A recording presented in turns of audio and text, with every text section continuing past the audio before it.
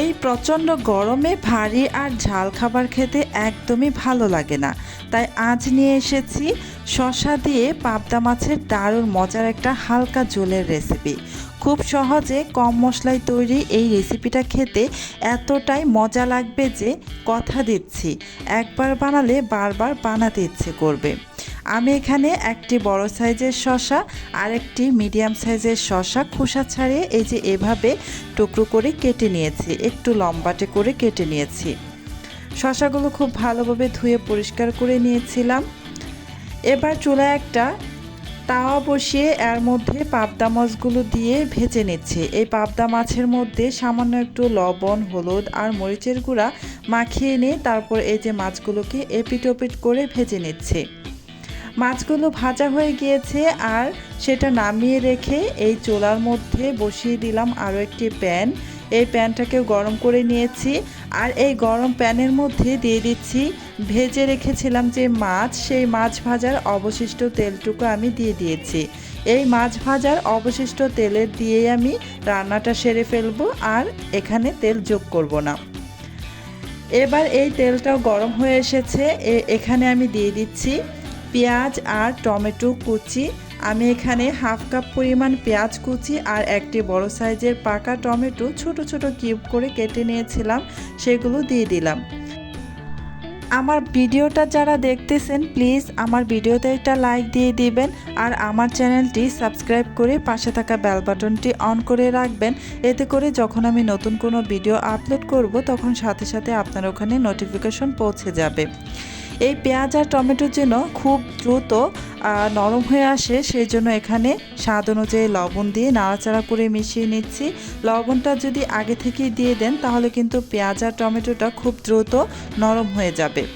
আমি কিছুক্ষণ নাড়াচাড়া করে ভেজে নিয়েছি, পেঁয়াজ আর টমেটোটা বেশ ভালোভাবে নরম হয়ে এসেছে। এবার এখানে দিয়ে দিচ্ছি 1 চা চামচ পরিমাণ আদা রসুনের পেস্ট। এখানে খুব বেশি পরিমাণে আদা রসুনের পেস্ট দিতে যাবেন না, আমি আদা আর রসুন মিলিয়ে এখানে 1 চা চামচ পরিমাণ দিয়ে দিয়েছি।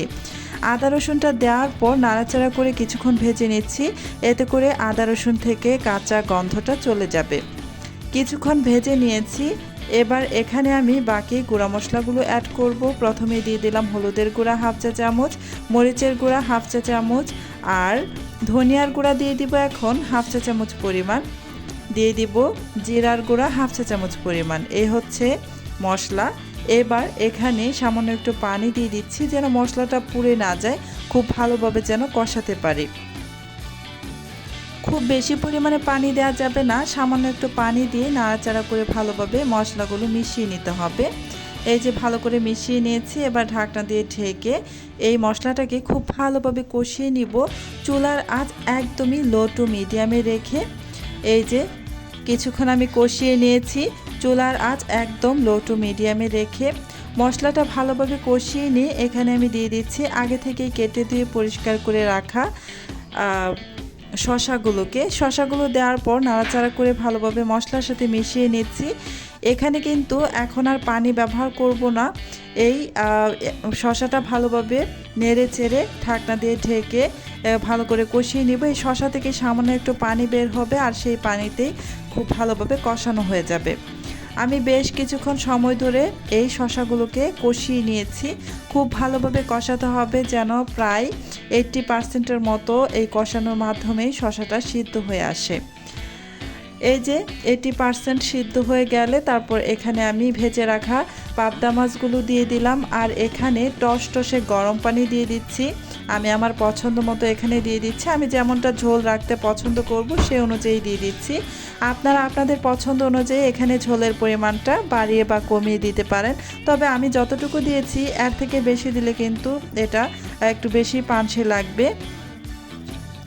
তারপর দুটো কাঁচামরিচ দিয়ে ঢাকনা দিয়ে ঢেকে রেখে দিয়েছি প্রায় 3 মিনিটের মতো। এই 3 মিনিট কিন্তু আমি প্রায় চুলার আঁচটা একদম ফুল আঁচে দিয়ে তারপর আমি রান্না করে নিয়েছি। 3 মিনিট পর ঢাকাটা সরিয়ে নিয়ে এই যে আমি একটু চেক করে নিয়েছি লবণটা ঠিকঠাক আছে কিনা। হ্যাঁ, লবণটা কিন্তু একদমই ঠিকঠাক আছে। এবার চেক করে নিব শসাটা ভালোভাবে সিদ্ধ হয়েছে কিনা। শসাটাও কিন্তু সিদ্ধ হয়ে গেছে আর চুলাটা অফ করে আমি নামিয়ে নিয়েছি। গরমের দিনে কি রান্না করব বুঝতে না পারলে একবার এই শসা দিয়ে পাবদা মাছের ঝোল বানিয়ে দেখুন, কথা দিচ্ছি খেয়ে মন ভরে যাবে। হালকা মশলা, নরম পাবদা মাছ আর শসার মজার স্বাদ মিলিয়ে এমন আরামদায়ক একটা রেসিপি গরম ভাতের সাথে সত্যিই অসাধারণ লাগে। আজকের মতো এখানেই শেষ করছি। আল্লাহ হাফেজ।